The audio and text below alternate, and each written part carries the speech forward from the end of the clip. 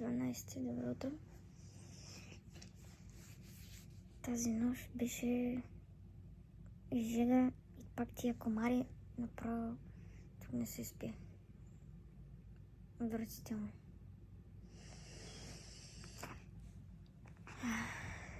Тонове, клизма, бръснене и тест за алергия. Остават по-малко от 5 часа.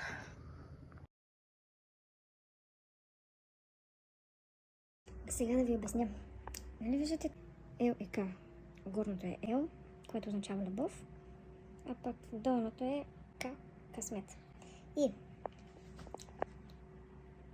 от любовта ми казаха, че това означава, че ще ми повлияе косата. А късмета ми е ясен. Нямам...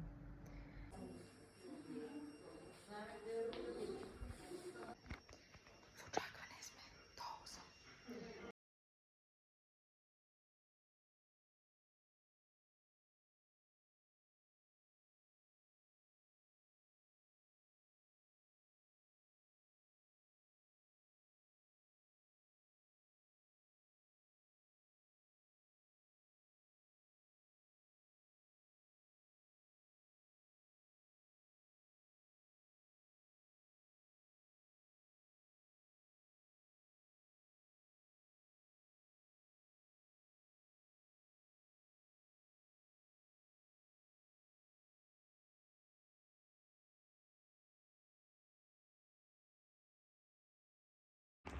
Здравейте от VIP-стаята на 12 етаж.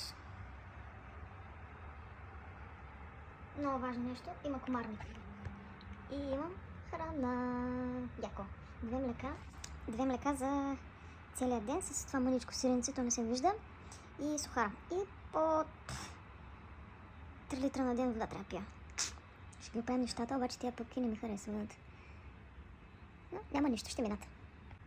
Сама съм все още на този етап, без мъничето. Ще помоля и днес да не ми го дават.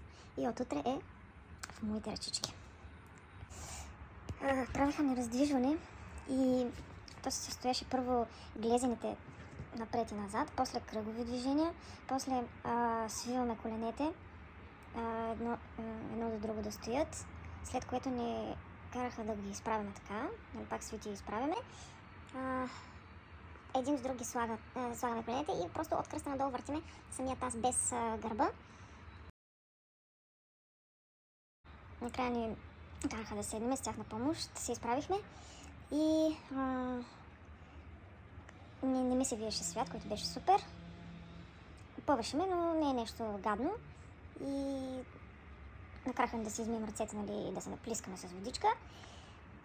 Хапнахме, донесоха ни съответно храната за цял ден. 2 млека, аз ви показах. И вече с инвалидна количка ни транспортират до кой където си е решил. 14,43.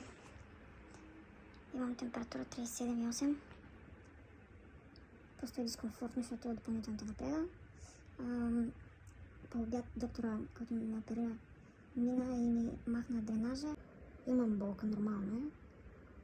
Ходя си вече сама до туалетна. По малка нужда, още по-голямо не съм, но пък вече имаме протопръцкане. Имало значение.